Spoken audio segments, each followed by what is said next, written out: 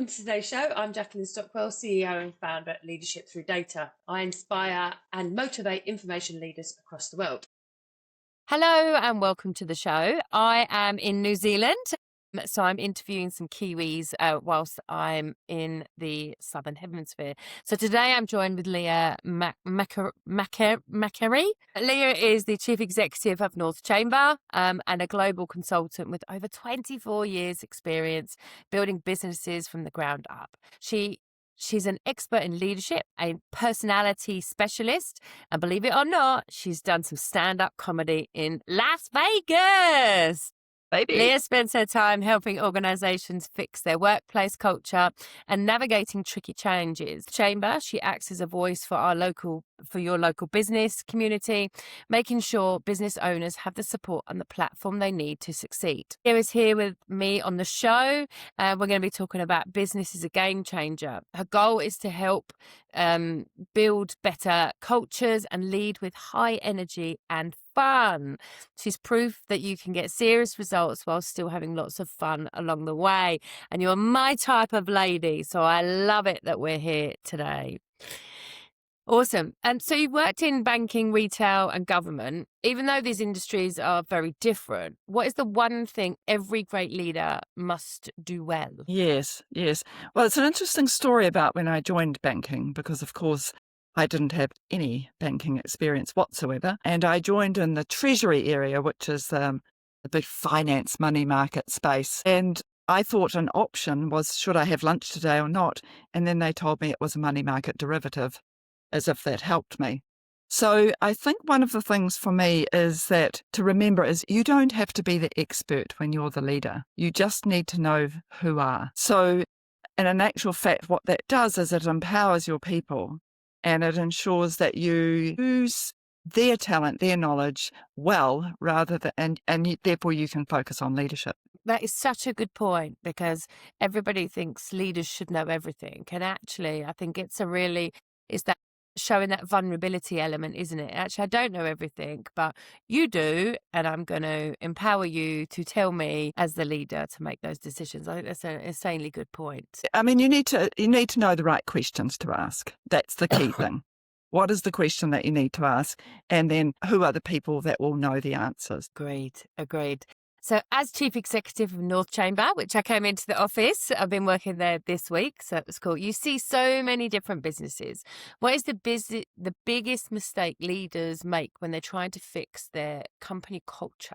Yeah, and I think that word fix is probably the big challenge there. You know, we see it almost like a machine that we need to fix. And what we've got to realize is that company culture is made up of individuals, wireless units who come together. And so I don't think you can fix culture. You can change it. You can shape it. But in every culture, something works. So I think it's a matter of actually ensuring that you know what that good stuff is and look to build on that. And I think that many organizations defer to the HR department. Oh, the culture's bad. Can you do something about it? And they might put some nice posters on the wall or do something. But actually, culture comes from the behaviours that happen within the organisation. I always remember when I worked with an organisation and they were trying to fix their They wanted their people to be really friendly and welcoming. And yet, when they got into the lift with the senior executives and the CEO, they never said hello. They didn't smile. And so the challenge with trying to shape a new culture is that our people won't necessarily listen to what you say, but they'll definitely watch what you do. Yeah, agreed. So culture is a really big thing in all organizations, right? There's like consultants that can come in and help with change culture, can't they? Like, how do you know, as a leader, how do you know you've got a bad culture if you don't know you've got a bad culture? Does that make sense? Yeah. Okay, cool. How do you know what you don't know? Because nobody's going to tell you as the leader, Well, right? yeah, exactly. It's like, yeah. oh no, it's lovely working here. It's not. Well, I think it is a matter of really being open and listening. I mean, you have to listen. I used to love going into organisations that I'd be working with and just sit in reception and watch how people walk through reception, watch how they talk to the reception people, watch how receptionists talk to people. And you'll start to get a bit of a feel for what happens around here. And so it is a matter of, I guess, trying to be as open as possible. And once again, going back to those people that you know and trust and asking the question, what's it like to work here? And that's why the proliferation of culture surveys and stuff like that are quite useful. But they're only useful if people are really going to tell you the truth. And so if you do a culture and you get the results back and say, look at this, 70% of people love working here, but you've only had a 25% response rate. What do the other percent feel like? It's a feeling. Culture is a feeling, I think, as much as anything, not a science. So it's a people feeling then, really, isn't it? Totally. It's, as you said, it's managed by behaviours. Yeah. And what is a bad culture as well? I'll give you a really interesting example. Have you ever shopped at Abercrombie and Fitch? Yes, Yeah, I know the right. brand. Yeah. Know the brand? Been into the store? Yes. Yeah. What's the feeling like when you go into that store? It's a bit dark and dingy. But there's lovely people hanging around, very nice, beautiful people looking very modern and very trendy, not very friendly. And so you could look at that and say, well, that's a bad culture. But that's the one they've curated because that's what their brand is about. And so a bad culture in one setting might not necessarily be bad in another. It's what they are curating to actually deliver often to their brand. And the Abercrombie and Fitch brand is very modern, very young. I had a nephew who was even employed there because he was a sort of a surfy type young dude. Yeah. And all he was asked for is stand in the corner and ignore people. Bad culture. Wow. And that's amazing that people actually buy into that brand then and buy the products. If that's It's not my demographic. No. It wouldn't be. That's probably why I've never bought anything from there, if I'm totally honest, because I go in and I feel it's dark and dingy and not welcoming and kind of walk back out again. But no, you're not their target market. No, I can't imagine I would be. I'm too flamboyant for that. Yeah. So let's talk a bit about change, because culture and change kind of link together. They do. Change can be really scary for a team. How do you help leaders keep their staff calm and focused when things are shifting? Look, it is difficult. I mean, you know about the comfort zone, right? When we're in a comfort zone, everything feels easy. As soon as we get ambiguity and stuff, we get that bit of feeling of uncertainty. And that's the sort of thing that we think is scary. Is it fear or is it just uncertainty? And I think that's the thing that to remember. In times of change, we want that feeling, actually, because that's what spurs us to change. McKinsey many years ago did a study and found that 75% of change doesn't work, even after all this time. But when they looked at the ones that did, there were basically 4 things that were identified. And the first one was that the organisation's got the mindsets right. First, what is the mindset we need for this change? And that mindset might even be, let's be curious, let's be open, and let's embrace that uncertainty. That might be a mindset. The second thing they found with the organisations where it worked was that they engaged with everybody collaboratively throughout the change. It wasn't like one of those waterfall projects where everyone gets together and talks about what change they want, and then the project managers go away and say, well, come back when we've done it.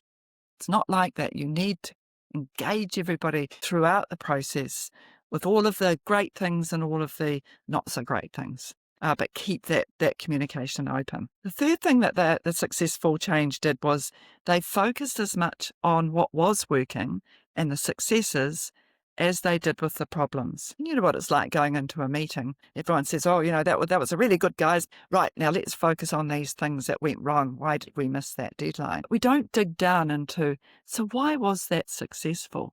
How come that worked so well? And so those are the sort of things that we need to try and keep focusing on as well. And then the final thing they did was they built the capability of the people in the business as they went. So they didn't do it, we've got change coming up next year, guys. We're going to train you all this year so that you're ready. They tended to do it just before they needed that skill. Therefore, it was fresh. By actually actioning it, it meant that it was able to be put into place straight away, which meant that it was more likely to stick. So there are practices that leaders can do through a change process that will really encourage people to embrace that feeling of uncertainty. I love that.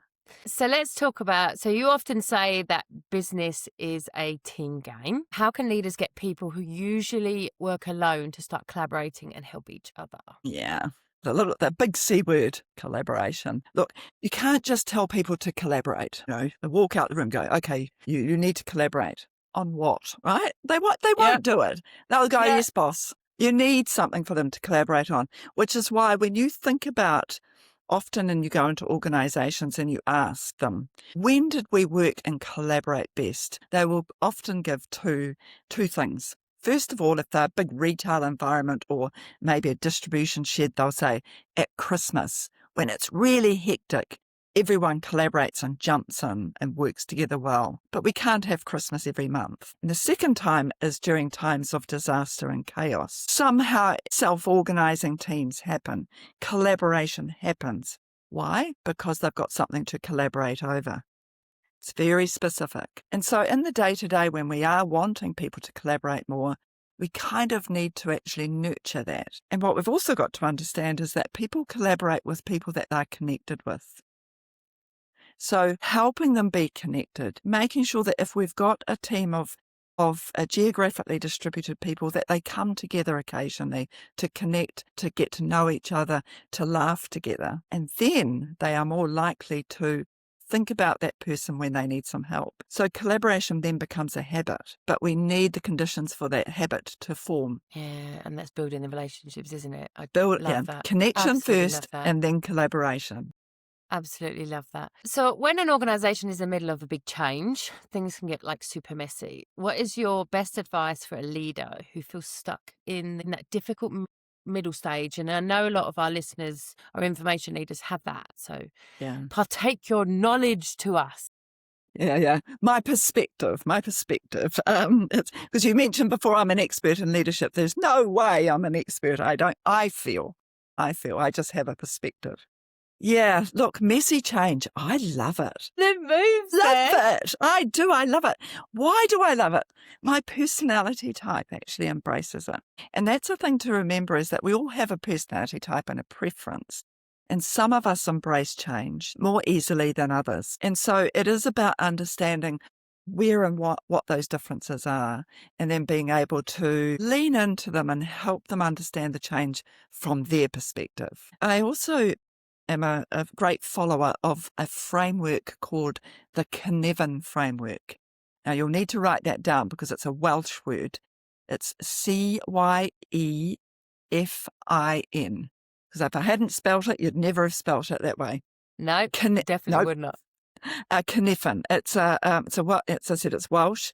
It's been made popular by a guy called Dave Snowden, and he talks about the world of ordered and unordered, and the world of complexity and change. And I think that a lot of change practitioners try to use a more complicated method of change, which is I use this process. I've used it before in these organizations and these teams, and so I'll just put that exact process into this space as well. And then I'll plan it to the nth degree, and then I'll implement it. People are not engines. We don't work like that. And so what needs to happen is when it's complex, and what I mean by that is when it involves human beings, you need to take a slightly different approach, because human beings react to stimulus. And when they see something that has worked, they are more likely to look at that and think, okay, I can do that. And so therefore, it's more of a practice of making a decision about how you want the change to go, trying it out, reflecting on it and seeing, has it worked or has it not? And then adjusting, and then go again, and then go again. And so it's almost like that learning cycle rather than a project. We have projectized change too much, and we need to pull it back and remember, bring the people, engage the people, and they will find the best way to get through the change, not you as the leader. Because if you as the leader is doing it, when you leave, when you fall over from exhaustion, the rubber band comes back. But if you let them lead it, they will take it far beyond what you ever expected it to do. Agreed. And I always say change management is a process for people. Change management is a process for people. It is. So, and I love that. I love the way you talk about personality types. We've done a lot of personality types within the business, but also we are, I'm encouraging our customers because they need to understand how to communicate with their organizations. So we've used Absolutely. the DISC framework. Yep. Great. Have you read the book Surrounded by Idiots? Not yet. My God, it's so good. It puts, so I, as you know, love color. So it puts all the DISC framework into colors. So red, yellow, blue, and Yeah. green. Yeah. And then it talks about the situations for each of the color personality types and the dominant personality types. And I've actually found that a really good way for information leaders to build relationships with their internal stakeholders, their leadership teams, and anybody they want to get buy-in, because they're actually communicating that way that they The want to be audience wants communicated it. with. Exactly. The audience wants it. And, you know, you've talked so much about change and culture, and I think they're all people-related processes. And I say it's a process, but it's, you know, they're just people-related, isn't it? And that's one of the things. So That's the yeah, gorgeous thing about it. It's a gorgeous thing because, you know, all of your team can contribute to that change and then they own it. And then they're more likely to feel proud of it. And then they'll go again and get confidence from it. And I think yeah. that's one of the magic things about leading well is that you can actually shape and help people have better lives, enjoy change Definitely. more. And it's so rewarding when you see other people succeed. Yeah, exactly. But let's not talk about mindsets, because we're definitely growth mindsets. But on the other definitely. hand, you're known for high energy and your time doing stand-up comedy. Tell me about that to end the show today. Well, yes, a comedy. I've facilitated a lot of workshops, etc., and I would often have the post-it notes at the end, all of the, and I'd say, "Oh, you're so funny. You made us laugh. Have you ever thought about doing stand-up?" Which I hadn't, but then I got online and I started doing a couple of online workshops, and it got to the point where it said, right, now you've got to go and do it. And I stopped. I went, no, I couldn't do it. But a couple of years ago, I had to take some time out to find myself. And so I went and stayed with my girlfriend in Las Vegas. We'd been friends for years, and I took 2 months out, and I worked from over there. But I thought, you know what? Nobody knows me here. And so I went to the comedy clubs, and I did my stand-up routine, which was very interesting in terms of the different sense of humour. I had a more corporate sense of humour, and of course I had an accent which most of them couldn't understand. But for me, laughter is the fastest way to resonance with others, and it lifts you up. It shifts your mindset. It makes life more enjoyable. It can break a moment that's a tense moment.